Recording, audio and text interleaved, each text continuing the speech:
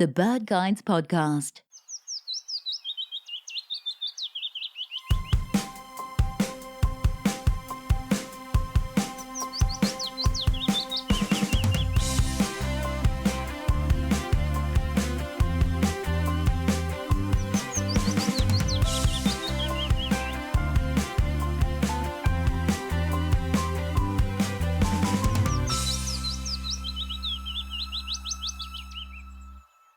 Welcome to the BirdGuides Podcast with me, Josh Jones, and I'm joined by my colleagues David Campbell. Hello, David. Hi there. And Ian, how you doing? Josh, I'm all right, thanks, yeah. Thanks for tuning in to the inaugural BirdGuides Podcast. In this episode, and those to come, we'll be discussing birds and birding in Britain, Ireland and beyond. We'll be covering the latest breaking rarities, as well as movements, influxes, falls, general migration stories, ornithological discoveries, splits and lumps in the world of listing, patch birding, and indeed pretty much anything that's going on in the world of birding at the moment. First and foremost, how are you guys? How have you been? Are you enjoying a relaxed midsummer break from the birding, or are your bins still going around everywhere with you? How about you, David? Yeah, it's definitely winding down now, isn't it? But I feel like we're already into autumn. I had my first green sandpiper the other day. It never sleeps, does it, birding? There's always something on the go. Yeah. Found myself in Carnarvon at the weekend, which was a bit unexpected, looking at the Western Reef Heron, and did not expect to be doing that when I woke up on Saturday morning. Yes, indeed. That's the exciting recent news just before we came on air that Britain's first Western Reef Heron had been found in northwest Wales. Hundreds, if not thousands, of people descending on the Carnarvon area over the first weekend of the bird's stay, but more on that to come later. It's been pretty steady though, I think, this spring overall. We'll get into that in a bit more detail later in the show. As this is our first ever pod, and many of you might not have a clue who we are, I thought it would be apt for you to get to know us a little bit better on today's show.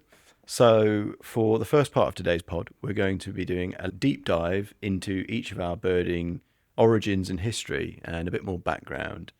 So first and foremost, David, do you want to talk us through a little bit about how long you've been birding and how you got into the hobby? Ever since I can remember, really. As a kid, I was into trains, and then it moved on to dinosaurs, and that led to buying encyclopedias about animals, and I was always drawn to the bird section. But there was a sort of spark moment in the playground at, I think it was year 3 of primary school, when a sparrowhawk flew over my head. Looked up, and that just gained my curiosity. Got one of those little Collins Gem bird books, looked up, and it went from there. It has never diminished. So always looking fondly at sparrowhawks then? Oh, I might get a tattoo of one day. Really? Yeah. And I always used to judge for a long time, and I probably still do, used to buy every new field guide. I'd look at the sparrowhawk illustration to see how good the adult male sparrowhawk was illustrated, and that was how I'd judge a new field guide. That was judging whether it was worth buying or not, basically. Absolutely, yeah. And tell us a little bit about where you're based and perhaps a little bit about your patch as well. Yeah, so I'm in Hastings. I've lived in Sussex for, I think, 8 years now. I was in Worthing before I moved to Hastings a couple of years ago. Hastings, of course, infamous in birding for the Hastings rarities. But yeah, I plug away at the local area. We've got sites like Pett Level, Rye Harbour that a lot of our listeners might have heard of. There's Hastings Country Park too.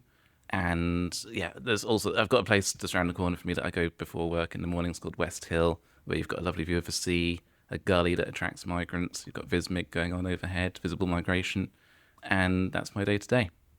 Just give us a little bit of detail on how long you've been working with bird guides and birdwatch. Okay, so yeah, it's the summer of 2013, if I recall, which I think was when the white-throated needletail turned up in the Hebrides, wasn't it? Almost 14 years to the day then. Yeah, because I remember that being one of the first megas that was being put out when I was working. And yeah, after doing the bird news shifts, I started doing articles here and there, the review of the week I covered. And more recently, I've had my monthly column in the magazine until I've started as editor of the magazine earlier this year. How are you finding it? I'm loving it, living the dream. That's what we like to hear. Love it.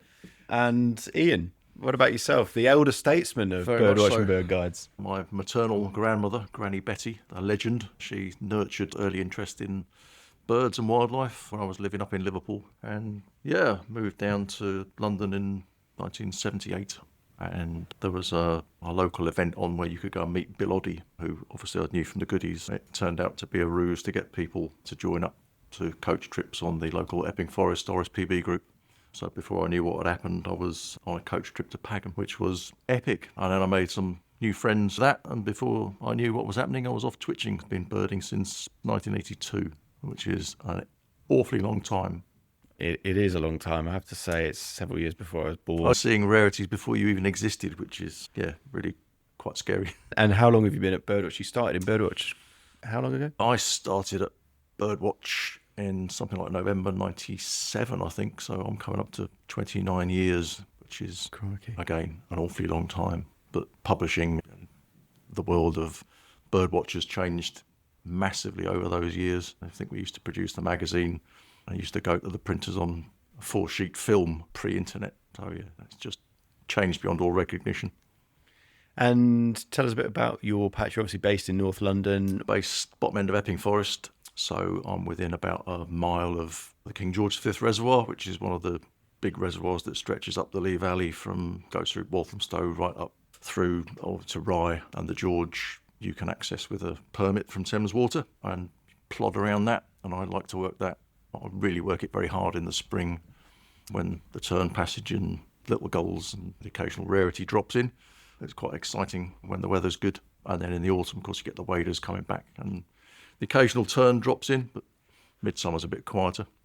I tend to go and try and search for things like butterflies in the forest and take a bit of a break.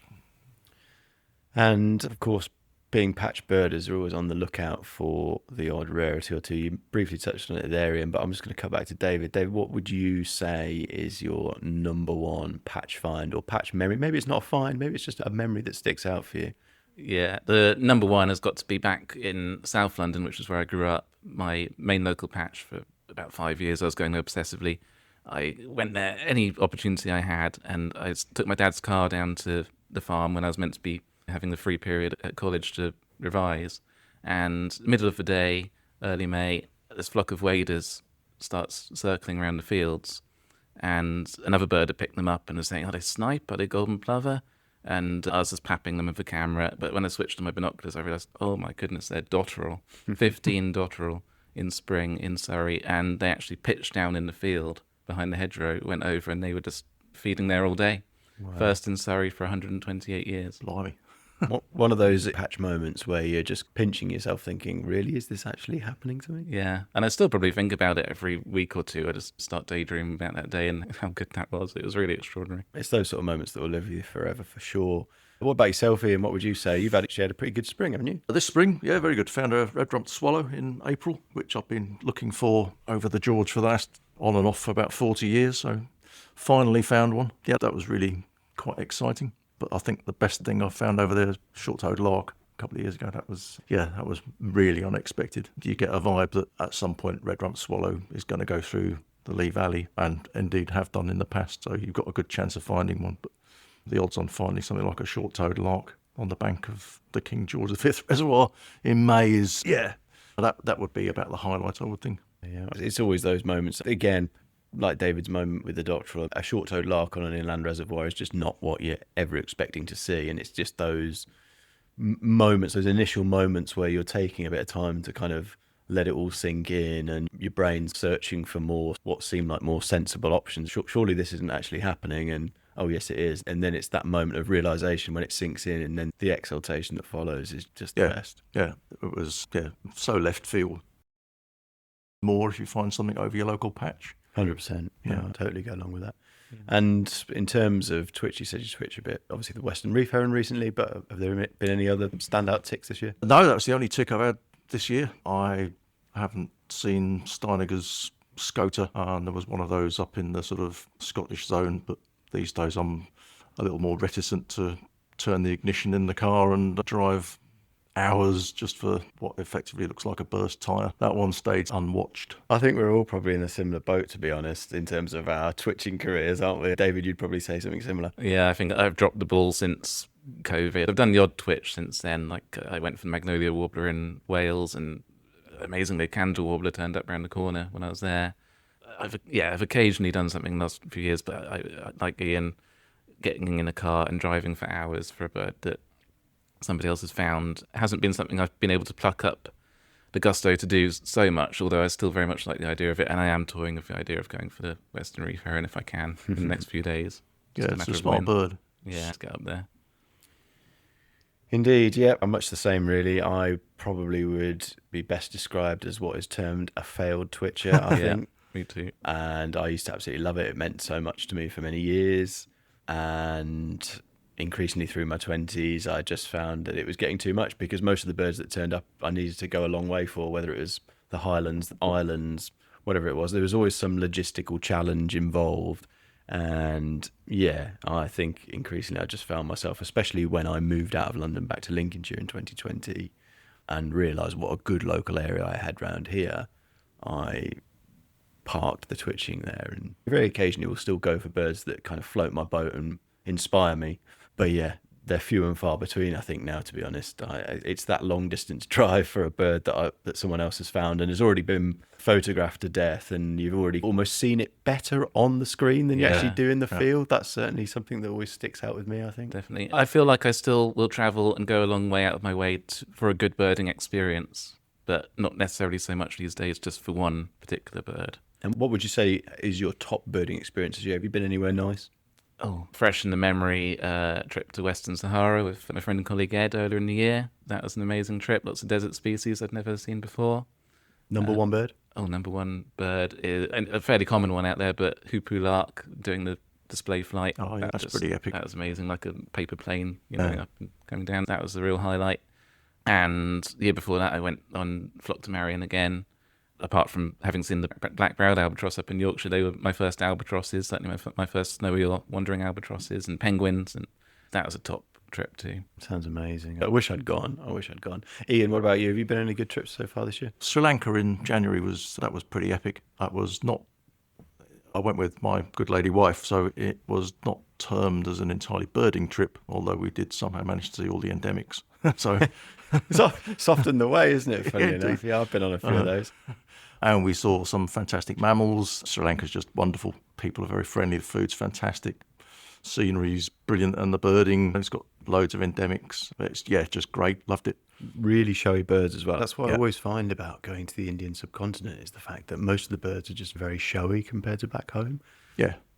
It's one of the ideal places to go with a non-birding partner, really, because you can indulge your passion for birds without having to hang around the back of a sewage works for 3 hours for something to stick its face out of a bush or a reed bed. Yeah. My long-suffering wife has been to several sewage works around the globe in her day. And you're not long actually back from Finland, are you, David? Yeah. I go there every year. I'm very lucky that my partner has a summer house. Her family built a house on the shore of the Baltic, not far from Porvoo, and get to go there every year, more or less. This year was the earliest in the spring I'd gone, and I hadn't really appreciated how in early May wildfowl passage is really going on there. So over the house we had thousands of geese just moving east towards Russia, and a flock of about 300 tundra bean geese in the fields just outside the village. But I got a lifer out there. I wasn't really doing much beyond just walking from the door, but I found a pair of hazel grouse just 5 minutes from the door. Wow. Which I'd never seen before. So incredibly hard birds to see, aren't they? I've listened to them many a time in various places over the years. And they just seem to always stay that certain distance away from you. You think you're honing in on one, and then suddenly it's about 50 yards further on. You think, how's it managed to move without me seeing it? Yeah, this thing kept flying back and forth across the track, and I kept thinking, it's going to land somewhere in view, but it kept piling into the spruce out of view. But eventually it just popped out into this rock. Really nice photo of it, yeah. I remember looking for those in Sweden a few years ago. One of my mates had one of the sort of whistles that the hunters use, so he was giving it a blast on that, and it didn't actually attract any hazel grouse, but a dog came running out of the forest. Well, it's so high-pitched, it's like one of those dog whistles. Very confused hound came barreling out of the trees, and there's sort of 5 birders standing there. What's going on? Thought it was a wolf to start with, so I could go run away. But yeah, they're a top grouse. Yeah. I've seen them in Estonia, where they appear to be much easier than Finland and Sweden. Okay, yeah. And the sound kind of reminds me a bit of yellow-browed warbler. It's the only thing I can compare high-pitched, sort of sweepy sort of noise, isn't it? It's funny you say that, because actually that was one of the things I remember from being in the Ural Mountains in Russia was, firstly, yellow-browed warblers absolutely everywhere in the kind of valley bottoms where it was a bit wetter and there were like low dwarf birches and they were singing away, and then we'd go off into the pine forests and I swear that's a yellow-browed warbler, but actually then you cotton on it, it's actually it's hazelgrass. Wow, yeah. But yeah, my goodness, they were tricky to see, and it was just rear-end views of birds through the forest. Flushing them into the distance. Yeah. But yeah, very smart birds, that's for sure. And what about autumn plans, chaps? So what about you, Ian? Where are you? Are you off to Scilly again? Yes, be doing Scilly again for, I think this will be about the 8th or 9th year on the trot, after a bit of a break doing other things a few years ago. But so yeah, there's me and a few of the fellas are heading down to set up base camp in Hewtown, and we'll plough out in October and see what we can find. It's changed a bit. The first time I went to Scilly was in 85, and then it was just a good year. It was an excellent year, yeah. It was a really big American year, 85. Saw all sorts of good stuff back in 85. Parula warbler, I remember that. That was good. Yellow-billed cuckoo. Various other exciting Americans. So yeah, we'll plod around. Various routes between various cake emporiums and cafes will be plotted out, and we'll see if we can find any feathers in between. The odd cream tea. Cream teas, yeah. The crab sandwich at Longstones is. Yeah, I was going to say, are you expecting to see, in terms of number, more BB rarities or big slices of cake over the week? Hopefully an even number, which numbers of both. But yeah, it's really good. I like Scilly. There's quite a few people that have been going pretty much every year since, some of them since the late 70s. We've all turned into silverback birders. The days of ploughing around as a young buck in the 80s. Yeah, the speed around the islands is a bit slower these days. Yeah, really looking forward to that. Is it the same week that you always do? No, we have a habit of either arriving just after something good has left or leaving just before something good turns up. If anyone wants to know what the dates are that I'm going this year, I would advise going either just before or just after. And what about you, David? Where are you off to? Nothing in the pipeline just yet, but I might end up going to, I thought about to Fife. Again, my partner's family has a place out there, within reach of the Isle of May, Fife Ness, Kilminning. So I'm pretty curious to do an autumn trip there. I used to be annual on Scilly as well for quite a long time, but I've fallen out of the habit at the moment. A fairly underwatched stretch of coast up there, I would have thought. Yeah, and it's good sea watching as well in the corner there, and some good wader habitat. I just love anywhere that feels Celtic or Scotland. Yeah, I'm hoping I can get up there. So, Josh, when did you pick up your first pair of binoculars? Oh, I was a toddler, I would have thought. Apparently, I saw the Oriental Pratt&Cola. Do you know what? I think I saw you there. The one at Gimmingham in Norfolk. Yeah, I think you were there, because I remember a young chap looking at this thing, and his parents were saying, start them early. And yeah, I think that was you. I vividly remember that. I can see Josh inking in his tick even more. God, I thought you were, leading up to a punchline there or something, but maybe, yeah. Yeah, so apparently I saw that bird. I don't remember seeing it. I can't imagine there were that many toddlers watching that. What year was that? About 93. 93. Summer 93. Yeah. And there were a few other bits and bobs that I was taken / dragged to see throughout my younger years. I remember seeing a dark-eyed junco in Chester, for example, and I think winter or Christmas 97 or 98. Yeah, I saw that as well. Yeah, that was, and one of the locals asked what was around, and I said, it's a dark-eyed junco from America. He said, dark-eyed junkie. If it comes in my garden, I'll have a brick at it. Yeah, so got the junkie, and then I really started getting the bug for myself and being a bit more independent as I got older. I was probably about 12 or 13 when I was allowed out the house on my own to start going birding. Started watching the local gravel pits around my village, which was my gateway into patch birding. It's where I learnt my trade, really, to be honest. Just around there, day after day, week after week, generally seeing absolutely nothing or very little, and just learning my birds, and it snowballed from there, really. Then I got into twitching in my teens.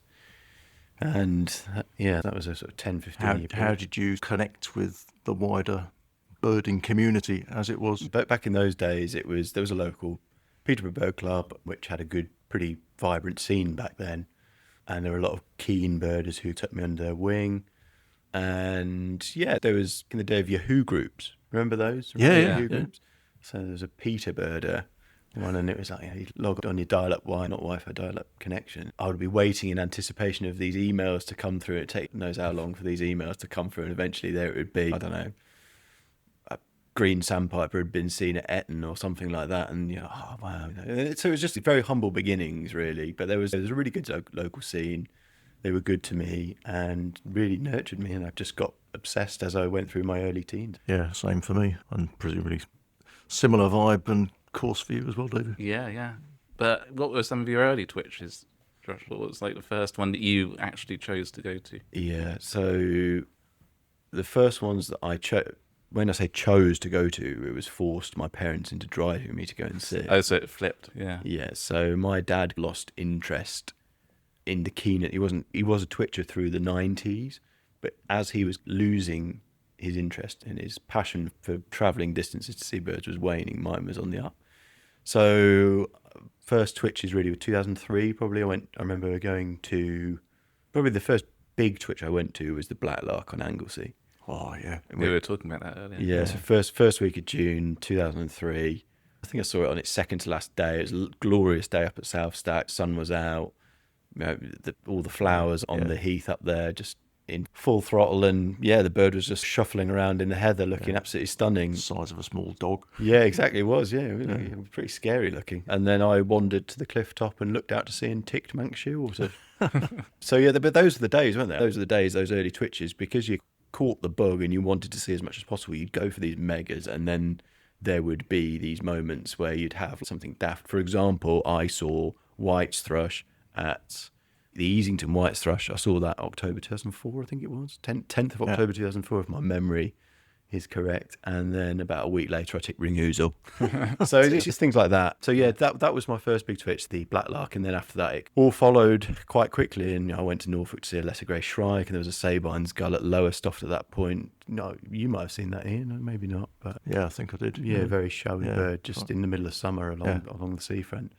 And yeah, it just snowballed from there really. And then 2004 came around, and at that time my parents had a holiday home in Norfolk. I always went to Norfolk as a kid just on holiday, but at that point they had a holiday home, so we'd spend a lot of time there. And Norfolk, so when you're in that embryonic stage of twitching and birding and you're getting ticks left, right and centre, birding in Norfolk is just amazing. So were you near Cly or Titchwell, was that? It was, yeah, very close to Titchwell, so that was almost like a patch away from home, if that made sense. Yeah, and just loads of good birds in those early years, like some really nice Sardinian warbler at Winterton one autumn, and things like collared Pratt and Cole at Cly, and stilt sandpiper at Burnham Norton, I think it was, one spring. So yeah, loads of good birds, and that was it. I was hooked from that point. And then, of course, you know what it's like. The bigger your list gets, the further you start travelling and the more obsessive you become. Sucks you in. Is that about when you started going to Ireland? Because that was a big part of your birding life for a long time, wasn't it? Ireland Yeah, trip. it still is really. My first trip to Ireland was, I think, sea watching at the Bridges of Ross, maybe about 2006,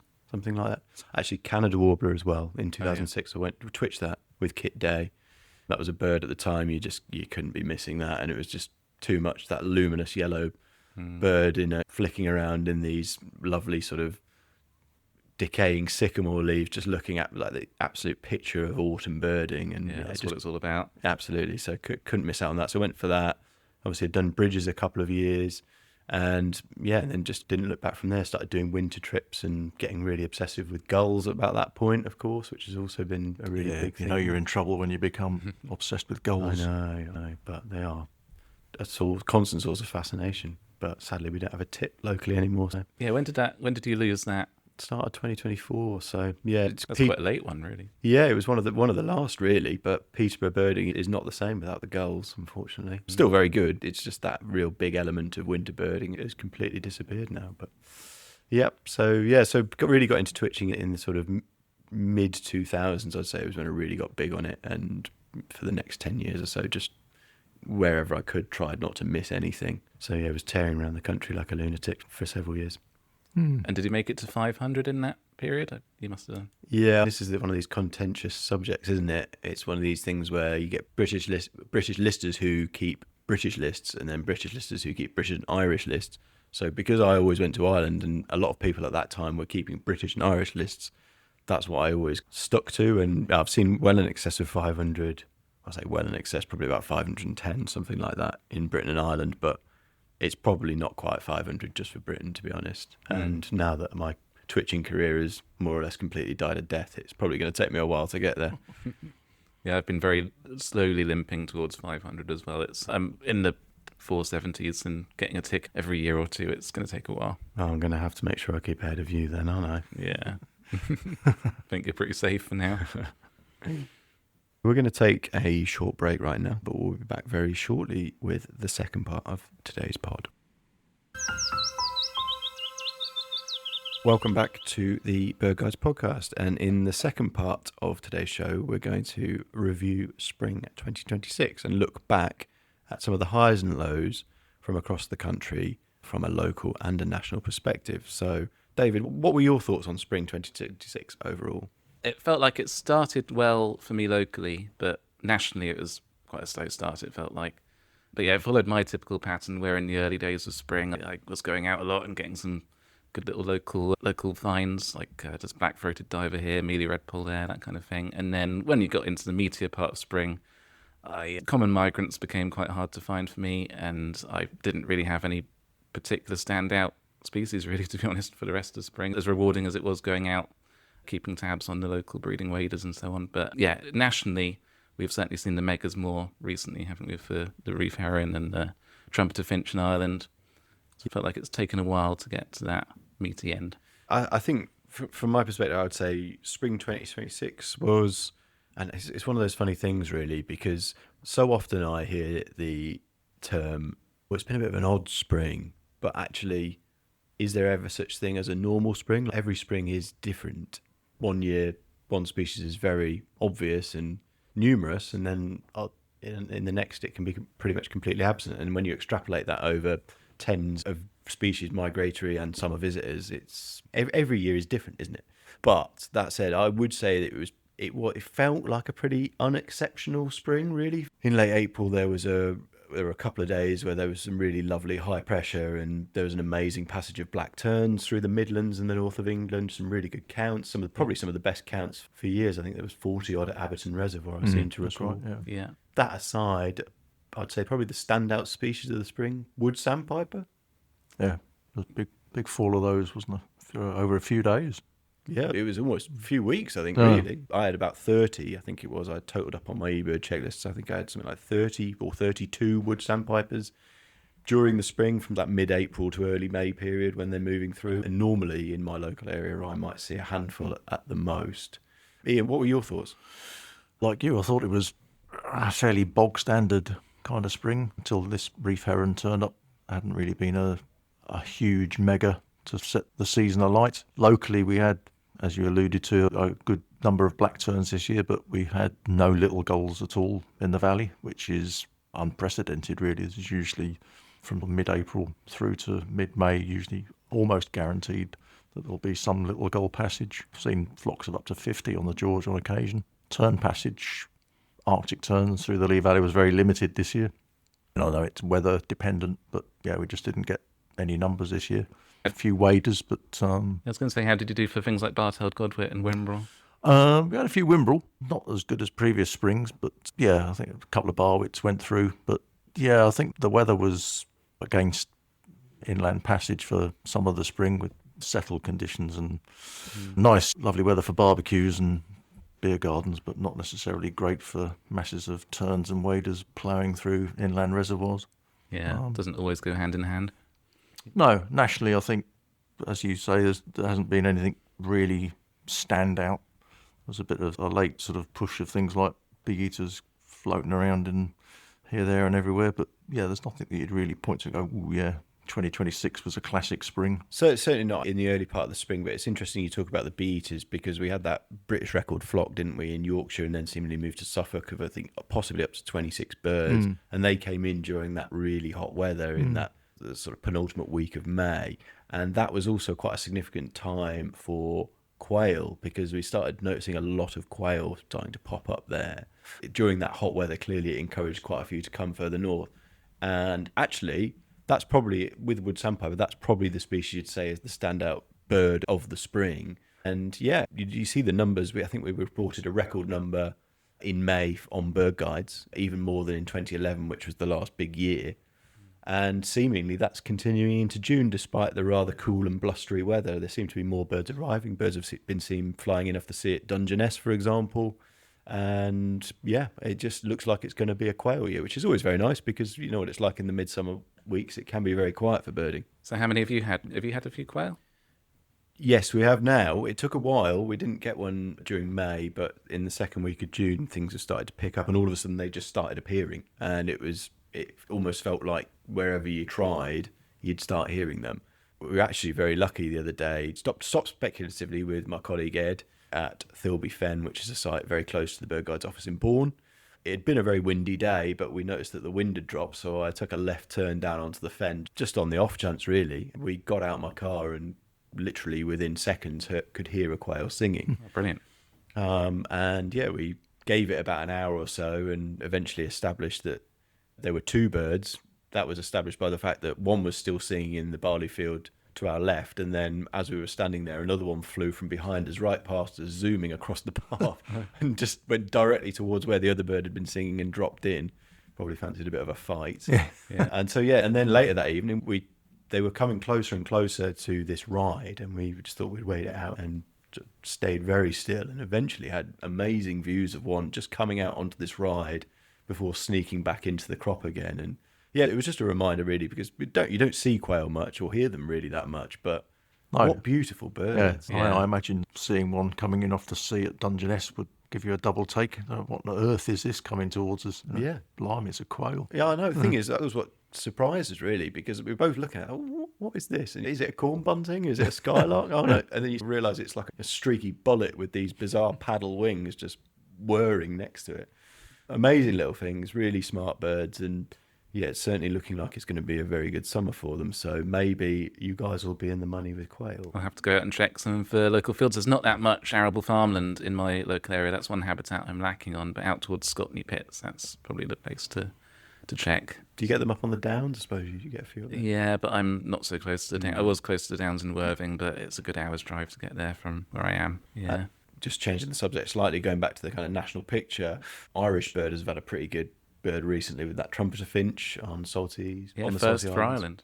Yeah, first for Ireland. Probably one of those birds that Irish birders would not have expected to turn up, just because they are so rare in Britain, and we know what it's like with quite a lot of these vagrants that turn up in Britain. They tend to be that bit rarer in Ireland still, I guess because it's that bit further north and west.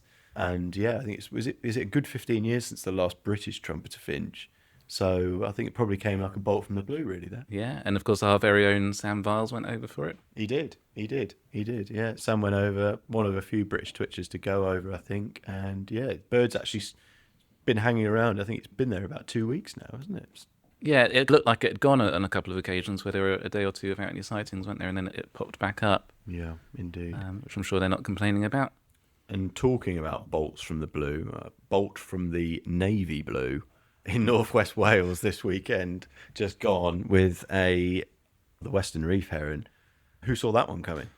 No, that was there've been an increasing number of records in southern Europe, but yeah, if you're going to put a pin in a map as to where the first for Britain was going to turn up, you wouldn't have stuck it in North Wales. You'd think sort of Pagham or somewhere on the south coast would be the obvious place. I'd have preferred it if it had. Yeah, indeed, yeah. Yeah, I remember a month or so ago there was a bird seen flying north in France, and there was some speculation that you never know, it could carry on up. I don't know if it would be the same bird or not, but yeah, evidently it's possible.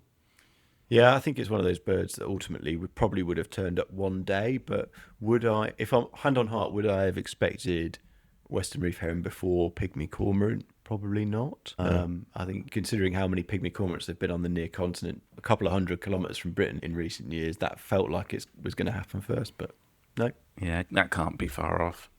No, you'd expect that to be southeast England. If one turns up in Wales again, that'd be another bit of a surprise. Stodmarsh or Dungeness is my bet. Yeah, it was like black-winged kite when we all knew that we were going to get one sooner rather than later with their expansion through the near continent, but the first record of that was from Wales, wasn't it? Yeah. So, yeah. The Welsh are leading the way at the moment. Certainly are. Indeed. And of course, the black-winged kite is still around. It seems to just have taken up residence in the Broads now. Yeah, I do wonder if it's the same bird that's just been knocking about, because it went to Slimbridge last year, and then presumably the same one tracked back across to Norfolk. And as you say, seems to have set up home near Eccles, doesn't it? Yeah. I do wonder if it's just there and that's its home now, and it's just waiting, hoping that another one might turn up, and who'd bet against it? Yeah, if another one does end up in Britain, it could easily home in on that habitat, and you never know what might happen. It's always one that I fancy for my local area, to be honest. So yeah, fingers crossed for one day. Anyway, that's probably all we've got time for in this inaugural episode of the BirdGuides Podcast. We hope you've enjoyed listening. If you did, please do subscribe wherever you get your podcasts.